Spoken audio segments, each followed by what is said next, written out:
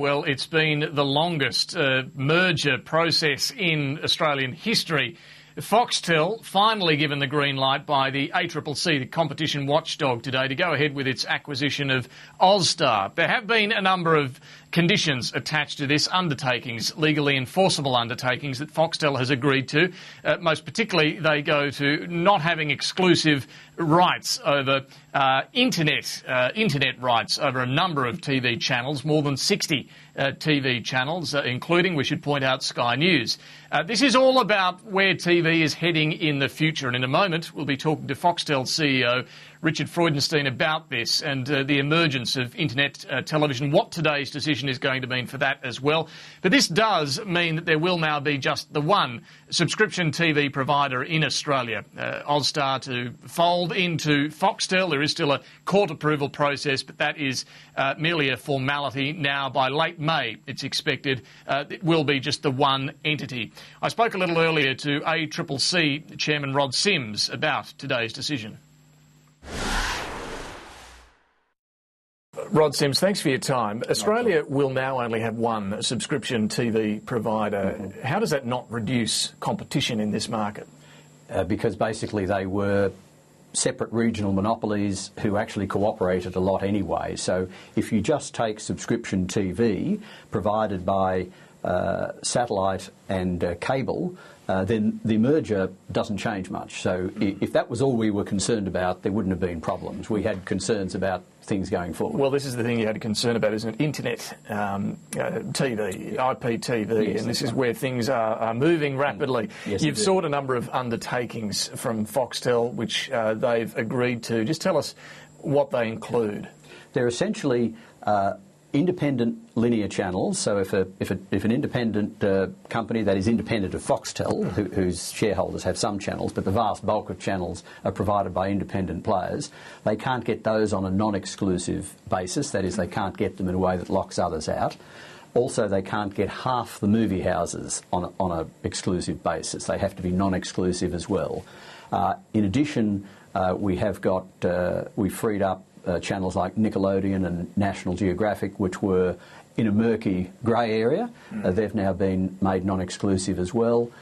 In addition, we've got subscription video on demand rights, not just to current programming but library programming, because we judge that's going to be a way that IPTV subscription players are going to be competing in the future. Well, let me just go through those. The channels that you've said Foxtel cannot have exclusive online rights to, am I right in saying they're mostly foreign channels like ESPN, Nickelodeon, National Geographic, but not the local players like the local sport or news channels? They can still have exclusive ownership of those or rights to those? Well, look, it's the main thing that they can still have exclusive rights to is basically Fox Sports and all the local sporting content that brings. The reason we made that judgment, and this is all a judgment call, is really that they have actually, I mean, Foxtel, by the name of Fox Sports, have got that locked up already. The merger doesn't change a thing there. Really, we were focusing mainly about the emerging IPTV market. We wanted to allow new players to be able to come in and offer a differentiated product. I mean, it's said that about 25% of people are so involved in sport that that's the only thing. That leaves 75% of players who aren't interested in sport and who'll buy a content package without that. But the bigger point, David, was that the sports rights are locked up now because Fox Sports has those.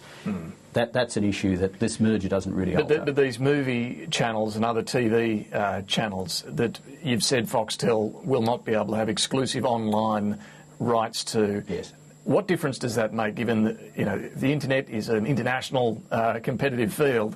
There are ways of getting these channels anyway from other international players. Well, it depends what channels you're talking about. Right. I mean, if you're talking about things like Nickelodeon, Discovery, BBC, really quite well-known, very popular programs, there aren't that many of those. And they come as linear channels, and what Foxtel would do without this undertaking is, frankly, what I would do in their position is go out and get the most popular ones on an exclusive basis to make sure the competitors can't. So this will mean that Optus, iiNet, other players in internet television will be able to compete with Foxtel for these channels?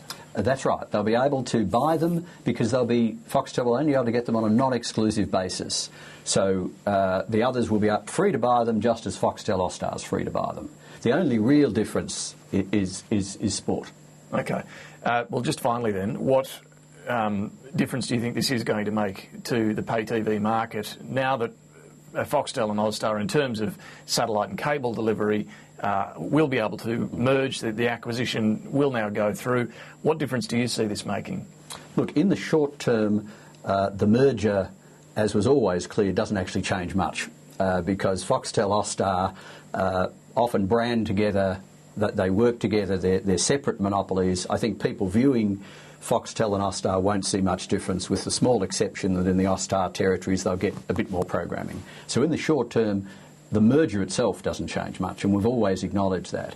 What we were concerned about was that as the ability to show IPTV grows, both with better technology, not to mention the NBN, that those other players get access to content, and through IPTV, that is not satellite and cable, through IPTV, they will be able to compete and offer both a competing subscription television service, but they'll also be able to compete effectively in telecommunications. This was, if anything, our bigger concern. The way the telecommunications market's going, increasingly your telecommunications provider is going to be offering you voice and data, which they do now, plus content, which they're only just starting to do. And we want to make sure that as increasingly telecommunication is sold in a bundled way, with television channels, and voice and data, that the other competitors to Telstra will also have access to content. That was really the key difference. So I think you'll see the market evolve in a much more competitive way